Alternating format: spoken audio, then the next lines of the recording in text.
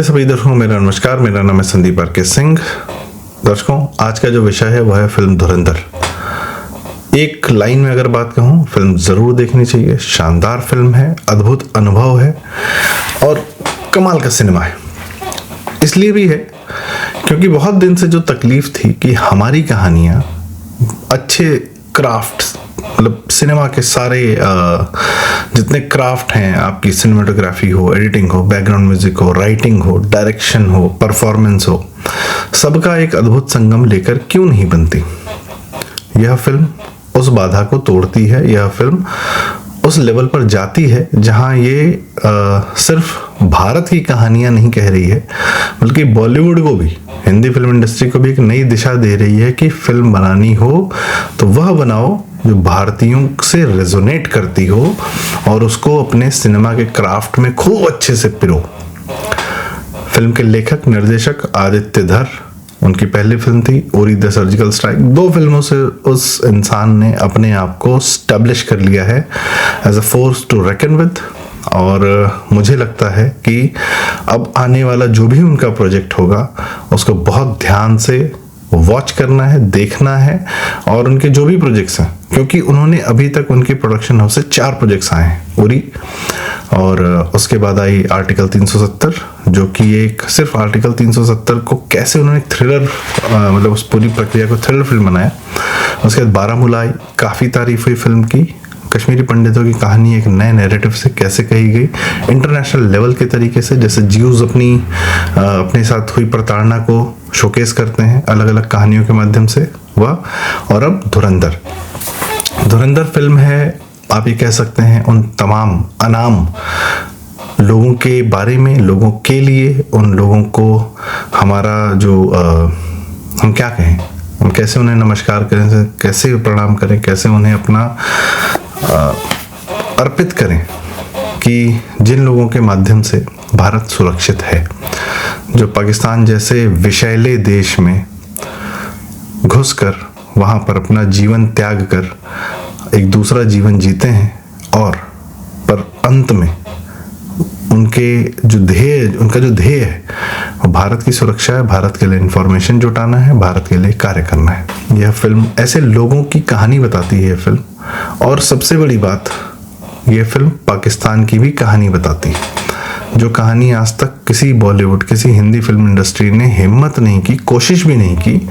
और इस हद तक कि किसी ने यदि कोशिश की हो तो उसको बहुत नीचा दिखाया गया होगा।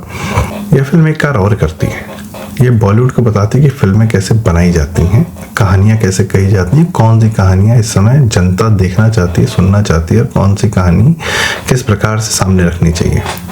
और जो यशराज फिल्म और करण जौहर और इत्यादि का जो बंटाधार किया है, जो उनका YRF यूनिवर्स और स्पाई यूनिवर्स, जिसमें ISI में कटरीना कैफ रही हैं, दीपिका पादुकोण है, और शाहरुख खान रॉक एजेंट बने, जॉन अब्राहम रॉक, ये सब फालतू। सलमान खान टाइगर जिंदा है, अरे पटक दिया है इस पूरे नैरेटिव को, इनके सारे नैरेटिव को। और अब जब बॉलीवुड के लोग, उर्दू के लोग ये फिल्में, ये धुरंधर देख रहे होंगे तो जार रो रहे होंगे कि हाय, हमने ये फिल्म क्यों नहीं। खैर, वो तो बनाते भी नहीं, वो अपने जब पीक पे थे तो मैहूना बना रहे थे, जिसमें आतंकवादी भारत का सैनिक ही दिखा रहे थे। पर जितना उन्होंने सेकुलरिज्म नाम का जहर घोला है हमारे जनता में बॉलीवुड के माध्यम से, धुरंधर एक बार में उसका सफाया कर देती है। इसलिए भी ये फिल्म देखना अति आवश्यक है। तो पाकिस्तान की असलियत बताने वाली फिल्म है धुरंधर। असलियत कैसे? लोग कहते हैं कि गुजरात हिंदुत्व की लेबोरेटरी है और RSS की लेबोरेटरी है, वहाँ पर हिंदुत्व के सारे, मतलब जितना उनको भारत में कार्य करना होता है वो पहले गुजरात में उसका एक्सपेरिमेंट करते हैं, इत्यादि इत्यादि। पाकिस्तान इस्लाम की लेबोरेटरी है। 47 में पाकिस्तान बनाया इसलिए कि इस्लाम क्या क्या घटियापन कर सकता है, कैसे एक ज़मीन के टुकड़े को बर्बाद कर सकता है, कैसे उस ज़मीन के टुकड़े के बगल में रहने वाले शांति प्रिय देश उसके समाज को, उसके हिंदू समाज को किस तरीके से परेशान कर सकता है, प्रताड़ित कर सकता है, या उसके अलावा आपस में सत्ता का जो खूनी खेल खेलता है, या अंदरूनी किस प्रकार से अपने ही लोगों पर अत्याचार करता है। वह सारे कार्य, वह सारा विभत्स एक्सपेरिमेंट इस्लाम पाकिस्तान में करता है। यह इस फिल्म में बहुत कायदे से दिखाया है, नाम लेकर दिखाया है। बलूचिस्तान का नाम लिया गया है, बलोच कैरेक्टर्स दिखाए हैं और यह दिखाया है कि बलूचिस्तान किस प्रकार से पाकिस्तान से प्रताड़ित है, यह इस फिल्म में दिखाया गया है। एक फिल्म है गैंग्स ऑफ वासेपुर, आप लोग को याद होगा, उसका एक फेमस डायलॉग है कि कह के लूंगा। तो इस फिल्म में कैरेक्टर हैं आर माधवन प्ले कर रहे हैं और जाहिर सी बात है कि वो अजीत दोवाल जी का कैरेक्टर प्ले कर रहे हैं। तो अजीत दोवाल जी के बारे में प्रसिद्ध है कि किस प्रकार से उन्होंने पाकिस्तान में इन्फिल्ट्रेट किया और यह फिल्म में कहा भी गया, उनके मुख से यह डायलॉग भी कहा गया कि हमको पाकिस्तान के ISI में, वहाँ के माफिया में, वहाँ के गठजोड़ में अपने लोगों को इन्फिल्ट्रेट कराना है, वहाँ से इंफॉर्मेशन लेनी है और वह अंडा अंदर से तोड़ना है। तो यह फिल्म, और हम लोग कई दिनों से ये देख रहे हैं कि अननोन गनमैन हैं, वह पाकिस्तान में बहुत सारे आतंकवादियों को उनके जो गुर्गे हैं, उनके जो लेफ्ट राइट हैंड हैं, इत्यादि इत्यादि सबको मार रहे हैं। और ये पिछले 2-3 साल से हमारे पास यह न्यूज़ आती रहती है, कई बार हम लोगों ने इस पर डिस्कशन भी किया है। यह करने के बाद यह फिल्म बनाना और यह फिल्म को प्रदर्शित करना और बॉलीवुड के बड़े स्टार्स के माध्यम से यह ISI और पाकिस्तान को बताना है कि ले भी लिया और अब कह रहे हैं देखो देखो अब, और आगे अब जो होगा वो हम कह के। तो यह शब्दावली इसलिए इस्तेमाल कर रहे हैं क्योंकि फिल्मों के डायलॉग्स हैं, फिल्मों की बातें हैं, फिल्मों के रेफरेंस में, अब मेरी शब्दावली नहीं है, ये हम कोट कर रहे हैं पर एक एग्जांपल देने का प्रयास कर रहे हैं। दूसरा, वही कैरेक्टर यह कहता है कि हिंदुस्तानियों का सबसे बड़ा दुश्मन तो हिंदुस्तानी ही है, पाकिस्तानी तो दूसरे नंबर पर आते हैं। इसका उदाहरण कैसे दिया है, भारत में नकली नोट चलते थे, पूरी डिटेल दी हुई है उसको, और यह भी बताया कि किस कंपनी को भारत ने कॉन्ट्रैक्ट दिया सोनिया काल में, पी चिदम्बरम जब वित्त मंत्री था, कि वह कागज सप्लाई करेगी या भारत के लिए नोट छापेगा, और वही कंपनी पाकिस्तान के लिए भी कार्य कर रही थी। और जो प्लेट्स थे, किस प्रकार से मंत्री और उसका लड़का भारत आ रहे थे या प्लेट्स लेकर, और बीच में उनका प्लेन अचानक से खराब हो जाता है, दुबई में थोड़ी देर के लिए रुकते हैं और वहाँ पर जो भी पाकिस्तानी लोगों से मुलाकात हुई है वहाँ प्लेट्स दे दिए जाते हैं और वह पूरी तरीके से भारत में नकली नोट छापने का कार्यक्रम पाकिस्तान शुरू कर देता है। फिल्म में 26/11 का बहुत बड़ा जिक्र है, यहाँ तक कि जो एक्चुअल फुटेज है, फुटेज को तो यूज़ किया गया है, साथ में जो हैंडलर्स, जो पाकिस्तानी हैंडलर्स आतंकवादी से बात कर रहे थे उसको भी सुनाया गया है। आप सोच सकते हैं, और उसके बाद मैं कह रहा हूँ यह फिल्म डॉक्यूमेंट्री बिल्कुल प्रतीत नहीं होती है, एक फिक्शनल कहानी के माध्यम से सच्चाई बयान करती है। फिल्म में डायरीज दिखाई गई हैं जिसमें लिस्ट बनाई जाती है और जिनको निपटाना है उनकी भी। और इस्लाम में एक्चुअल जो सत्य है उसका, कि उसको सिर्फ सत्ता पाना है।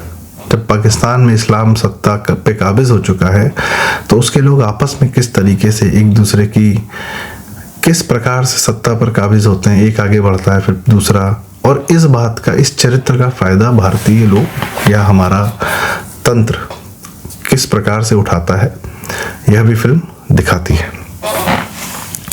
और इस्लाम जो लेबोरेटरी बना रखा है ना पाकिस्तान को, अल्लाह के नाम पे, दीन के नाम पे और ईमान के नाम पे और जन्नत के नाम पे, वो मौलाना जो वहाँ पर पॉलिटिकली बहुत एक्टिव रहते हैं, उनके लिए एक बात कहना चाहूँगा।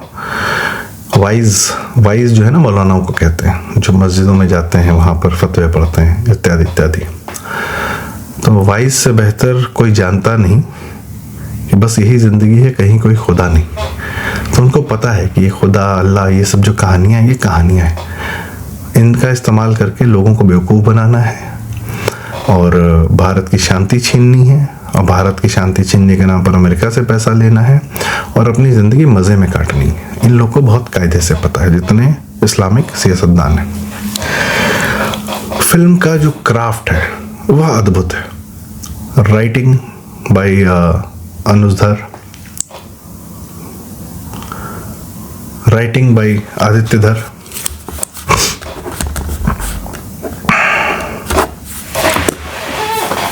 फिल्म का जो क्राफ्ट है वह अद्भुत है। Writing and direction by Aditya धर, अमेजिंग। सिनेमाटोग्राफी बहुत ही शानदार है, विकास के माध्यम से शिव कुमार ने एडिटिंग की है। मतलब आपको फिल्म लंबी प्रतीत होती है, ना बोरिंग प्रतीत होती है, ना ही एक मिनट के लिए आपको पलक झपकाने देती है। और जो म्यूजिक है शाश्वत सचदेव का, आप समझ लीजिए कि आप एक बहुत बड़ा कॉन्सर्ट अटेंड कर रहे हैं और उसमें एक के बाद एक शानदार गाने आपके सामने आते जा रहे हैं। और यह फिल्म हॉल के लिए ही है, हॉल में ही देखिए, अनुभव लीजिए इस फिल्म का। और सबसे बड़ी बात, इस फिल्म का सेकंड पार्ट भी आएगा। ये फिल्म अपने आप में कंप्लीट है और मैं तो अब अगर ये सीरीज होती तो एक बिंज वॉच कर लेता, और अगर ये फिल्म 3 पार्ट में आती और एक साथ हॉल में दिखाया जाता तो 9 घंटे पिक्चर हॉल में बैठ के देख लेते हैं फिल्म। इतनी शानदार फिल्म है।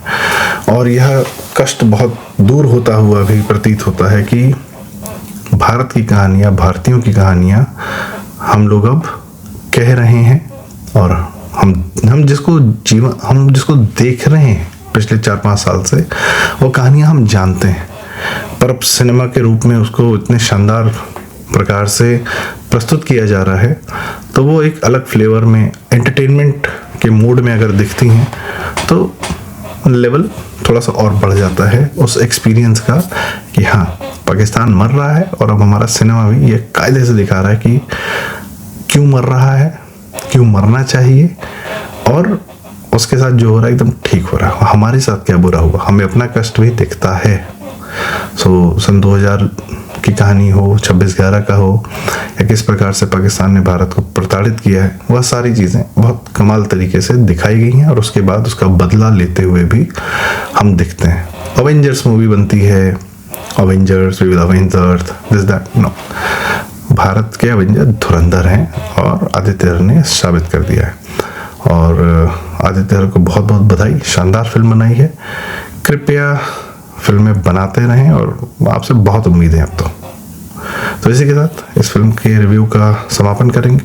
आप स्वयं फिल्म देखें, कमेंट्स में हमें राय ज़रूर बताएं, और वीडियो लाइक करें, शेयर करें। आपके माध्यम से यह बात दूर तक जाएगी कि धुरंधर एक अच्छी फिल्म है, तो और लोग भी देखेंगे, जो आवश्यक है, तो हमें भी अच्छा लगेगा। और चैनल ज़रूर सब्सक्राइब करें। प्रारब्ध। बहुत बहुत धन्यवाद। नमस्कार।